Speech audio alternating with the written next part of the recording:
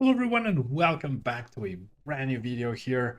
We're going to be continuing with our Lost Origin coverage. It feels like I can't keep up with all the decks, all the things that are coming out, and all the decks that I want to go back to and review, such as ARCEUS Giratina. The video flowed so well compared to their straight Giratina decks that I tried out. Giratina VSTAR, a fantastic card doing 280, putting 2 energy cards to attached to your Pokemon in the Lost Zone, which you can cover with the double turbo. We also have the Star Requiem V-Star power, which not gonna be useful in this deck because we're gonna prioritize Starbirth most of the time. Starbirth will allow us to search our deck for any 2 cards that we want, put them into our hand, which is really awesome. And we have the Trinity Nova attack doing 200 damage, and you search your deck for 3 basic energy cards and attach them to your Pokemon V in any way you like. That's how you power up the Giratina. We have Crobat, Luminion, and Bibarel for support, along with Pumpkaboo to remove potential opponents' path to the peaks, whilst we are going to be doing a lot of Marnie and path to the peaking ourselves. Research, Raihan, and a bunch of energies to help out the deck. And let's jump into a ladder after this message from our sponsors to see how this does. If you're planning on buying any cards from TCG Player, make sure you use our affiliate link right here in the description of our video to help support the channel. It's the best way to do it and it's free. Looking for PTGO codes? Photon Store has all the latest sets and promos, instantly delivered to your email. You can use Tablemon code when checking out for 5% off. Card Market is Europe's largest online marketplace for Pokemon cards. Whether you're looking for sealed product or singles, vintage or the latest sets, just follow the link in the description to find what you need. This video is sponsored by the Pokemon TCG deck building website PokemonCard.io. Alright, we are off to a pretty good start as long as a Path to Peak does not get played. And even if it does get played, we actually have a really golden and shiny hand. But more importantly, we have the turn to attack with Arceus. We can use the capture energy to establish a Bidoof for support. So things are looking really good here.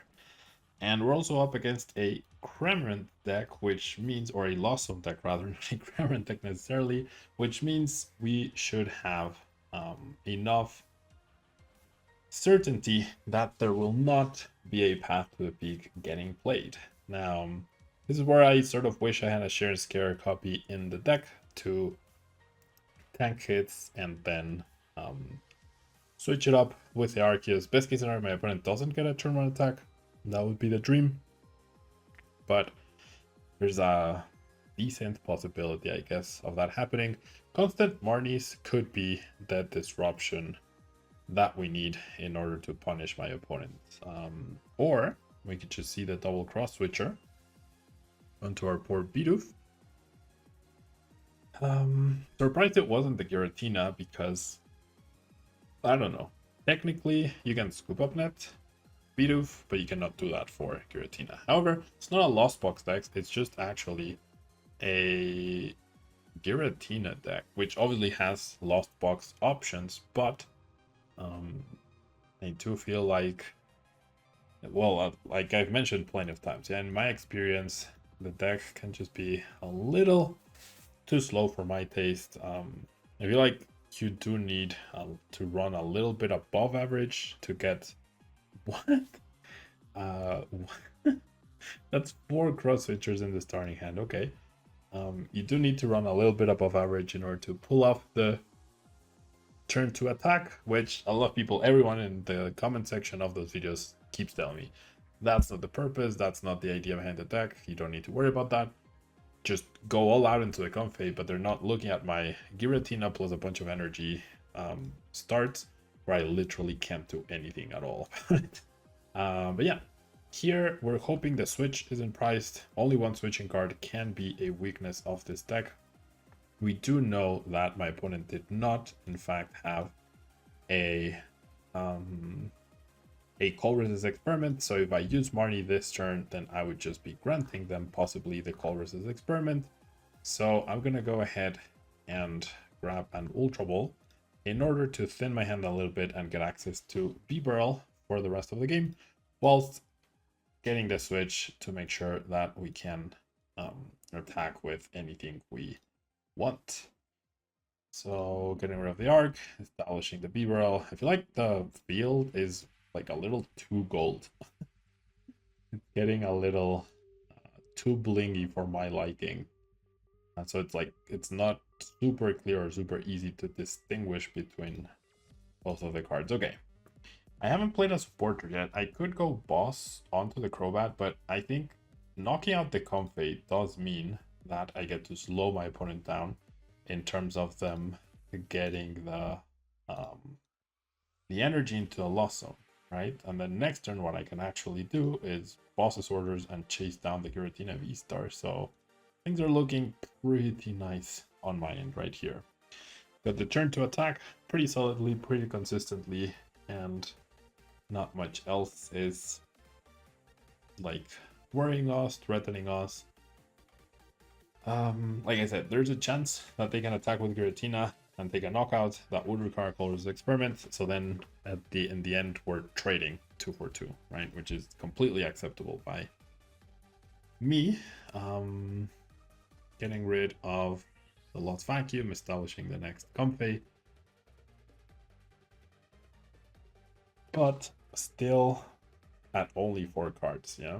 And like I said, I feel like if the best performing Giratina decks in my mind are the ones that definitely play Luminion over Crobat, or like at least like definitely play Luminion and maybe Crobat, but 100% Luminion. But I feel like I feel like I don't actually need to do anything else here. I feel like attaching the energy here seems fine, and then I can go Trinity Nova, take the KO. I know I'll always... Oh, actually, I won't necessarily have an attack with Giratina. They are done all 4 cross switchers. But maybe the right play here was to go after the Giratina. Maybe I'll do that after. Or establishing a second Giratina. Maybe I should have tried to do that. But not warning my opponent, I think, is the best thing to do. And then I forgot what I was saying. Yeah, I forgot what I was talking about. I feel like I left it in the middle. Alright, and Mirage Gate gone as well. There's the Giratina VSTAR. Yeah, I feel like I honestly like this looks cool and super blingy, right? But this is way more distinctive because of the background. This is just like pure gold and it meshes with the Giratina. And this is like pure gold, but the gold ring meshes with like the background. Whereas here, you take a look at this Giratina and everything is just so distinct. The loss zone colors are so nice. Okay, so definitely want to go after the Giratina VSTAR now. Pretty sure that is the right play. And I'll attach that. I will attach this. Sure, I will go boss on this. Now there is a path. However, I can remove the path myself with my quick ball, with a Pumpkaboo, and then I can ultra wall for our good friend. The fish, the Luminion, and then we take a knockout on the Crobat. So easy peasy, on to the next match. Alright, so we get to go first. We have energy plus Arceus, which is always fantastic. I kind of like getting rid of the Ultra Ball. Not ideal, but out of all the cards that I do have, I think it's worth it. I have Switch and Herballoon and access to a Pumpkaboo in case of a path, so only a Marnie would stop me from getting my attack with Arceus, so that's really nice. That's pretty good. Alright. You see a Manaphy. You see the Low Ball.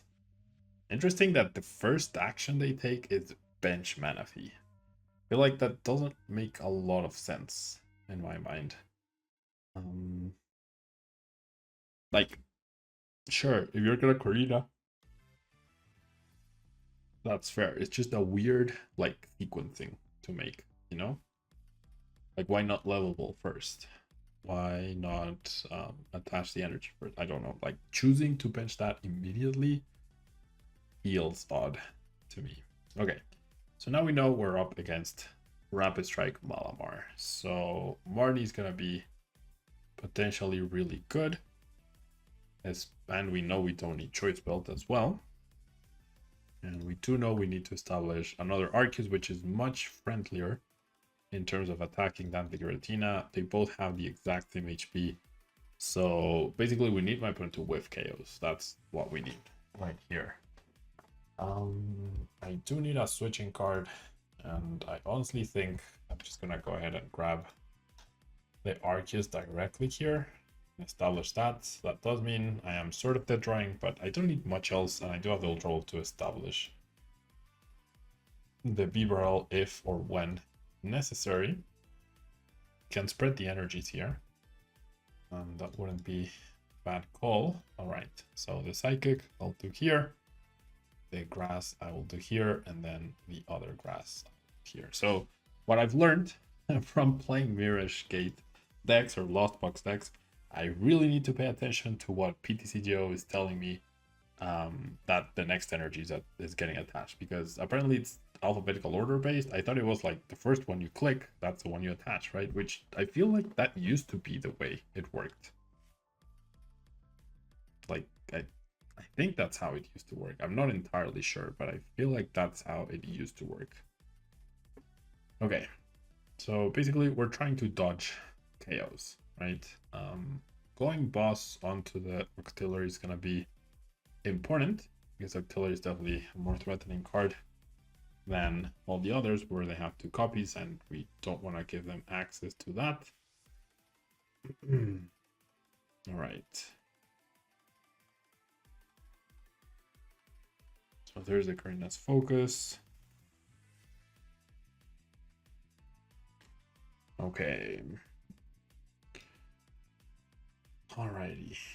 So definitely just want to power up and boss that Octillery, right? It limits my opponent's potential. They didn't evolve into anything really. Could have maybe established the Octillery, but I mean not the Octillery, the Bibarel, but didn't feel a need. This card would have been a little costly. Basically, best case scenario is if they don't one-hit KO my Arceus, I need to retreat into another Arceus, right? And then if I can use the other 3 attackers and avoid a one-hit KO at some point, then that's going to be really good. But avoiding the one-hit KO, that's the difficult part. Especially with cards like Rescue Stretcher, not Rescue Stretcher, Rescue Carrier. Things like that. Okay.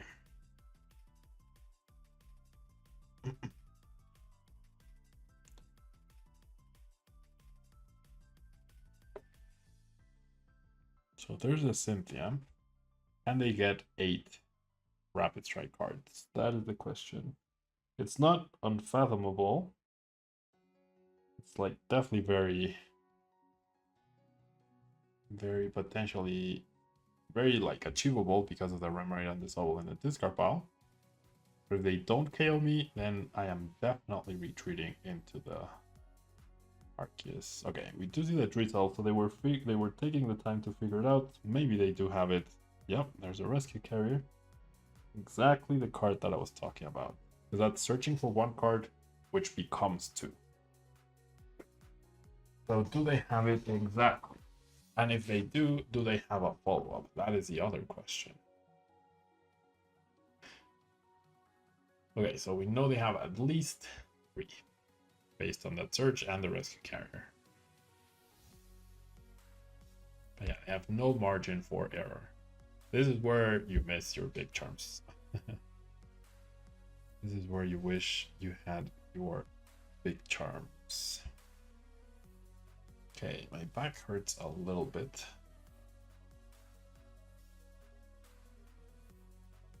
All right, we see a Scoop of Net, so that's 4 now.